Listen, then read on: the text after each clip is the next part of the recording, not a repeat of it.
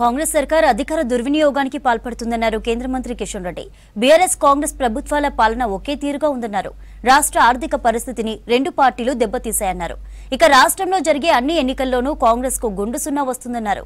సంగారెడ్డి జిల్లాలో ఎమ్మెల్సీ ఎన్నికల ప్రచారంలో పాల్గొన్నారు కిషన్ రెడ్డి. ఎమ్మెల్సీ ఎన్నికల్లో 3 స్థానాల్లోనూ పోటీ చేస్తున్నది బీజేపీ పార్టీ అన్నారు. బీజేపీని గెలిపిస్తే నిరుద్యోగుల గొంతుకగా నిలుస్తామన్నారు కిషన్ రెడ్డి. భారతీయ జనతా పార్టీ తరఫున పోటీ చేస్తా ఉన్నారు. మిగతా ఏ పార్టీ కూడా ఈరోజు సమర్థవంతంగా రంగంలో లేదు.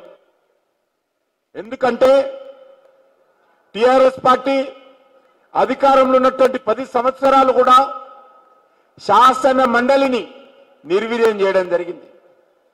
శాసన మండలి ఉందా లేదనే విధంగా మొత్తం కాంగ్రెస్ పార్టీకి సంబంధించినటువంటి వాళ్ళందరూ కూడా ఆ రోజు టిఆర్ఎస్ లో చేర్చుకొని శాసన మండలిలో ఉపాధ్యాయుల గొంతు కానీ, శాసన మండలిలో నిరుద్యోగుల గొంతు కానీ, శాసన మండలిలో ప్రజల గొంతు కానీ మరి అక్కడ వినిపించకుండా దాన్ని నిర్వీర్యం చేయడం జరిగింది.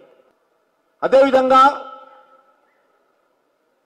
ఉపాధ్యాయ నియోజకవర్గం నుంచి గెలిచినటువంటి వాళ్ళు, పట్టభద్రుల నియోజకవర్గం నుంచి గెలిచినటువంటి వాళ్ళు, అది ఉద్యోగస్తుల సమస్యలు కావచ్చు, నిరుద్యోగుల సమస్యలు కావచ్చు, ఉపాధ్యాయుల సమస్యలు కావచ్చు, ఎప్పటికప్పుడు కూడా వాళ్ళకు అండగా నిలబడాలని ఆ రోజు మన రాజ్యాంగంలో ఈ యొక్క శాసన మండలిలో ఎవరికీ లేని విధంగా ఇటు ఉపాధ్యాయులకు పట్టభద్రులకు ప్రత్యేకమైనటువంటి హక్కులు ఇచ్చి వాళ్ళ కోసము ఈ యొక్క శాసన మండలిలో ప్రత్యేకంగా ఎమ్మెల్సీలు ఉండే విధంగా, వాళ్ళ ప్రతినిధులుగా ఉండే విధంగా ఈరోజు రాజ్యాంగం రూపకల్పన చేశారు. ఈ 3 నియోజకవర్గాల్లో భారతీయ జనతా పార్టీ మాత్రమే అన్ని సీట్లలో పోటీ చేస్తా ఉంది. ఈ 3 నియోజకవర్గాల్లో భారతీయ జనతా పార్టీ అభ్యర్థులను గెలిపిస్తే తప్పకుండా మా అభ్యర్థులు కానీ పార్టీ కానీ మీకు ఎల్లప్పుడూ అండగా ఉండి మరి ఒక ప్రశ్నించే గొంతుగా,